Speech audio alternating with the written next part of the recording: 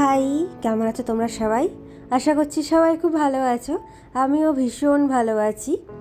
তো দুদিন আগেই লিখেছিলাম নিউ ভিডিও কামিং। তো ভিডিওটা হচ্ছে দুধ জাতীয় মানে মিষ্টি। আমার একটা পছন্দের মিষ্টি, সেটা হচ্ছে বেকড রসগোল্লা। আমি নবদ্বীপে এইটা খুবই খেয়েছি, আর এখনও গেলে মাঝে মাঝে বাবাকে বলি, বাবা বেকড রসগোল্লা আনো। তো এনে দেয়, কারণ আমি কলকাতা থাকাকালীন খুব একটা মিষ্টি খেয়ে ভালো লাগে না। যেহেতু আমি এত বছর এক জায়গায় খেয়ে খেয়ে একটা অভ্যাস, আর ভালো লাগা, ভালো মানে একটা টেস্টেরও ব্যাপার আছে।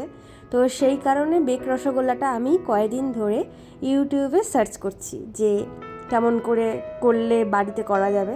তো দেখলাম যে একটা উপায় হচ্ছে যে শর্টকাট, যে বাইরে থেকে রসগোল্লা কিনে নিয়ে আসো, আর একটু দুধ জাল দিয়ে ঘন করে এই হালকা সেমি ক্ষীর টাইপের করে সেটাকে ওই রসগোল্লাটা চিপে ওর মধ্যে দিয়ে যদি করা যায়, তারপর বেকড করতে হবে যেমন কেকের মতো আর কি, সেরকম করা যায়, তাহলে একটা বেক রসগোল্লার টেস্টি হতে পারে।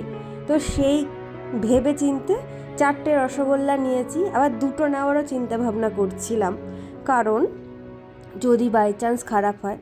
যদি বাই চান্সের খারাপটাও বলবো না, আবার খুব একটা খারাপ আর খুব একটা ভালোও বলবো না। আমি করতে পারিনি, তোমরা চাইলে অন্য কোনো চ্যানেল দেখে ফলো করে করতে পারো।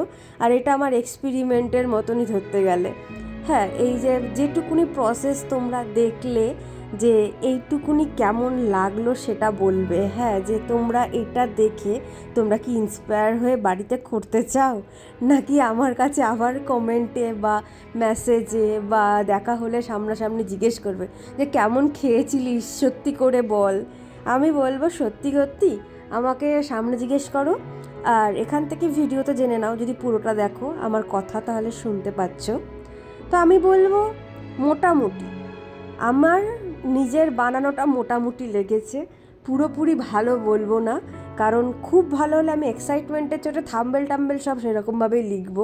আর সত্যি কথা বলছি, আমার মোটামুটি আমি বানাতে পেরেছি। এর থেকেও ভালো অন্য কেউ বানাতে পারতে পারে, যদি সে মিষ্টি বানাতে পারে এমন কেউ হয়, বা মিষ্টি সে বানাতে ভালোবাসে।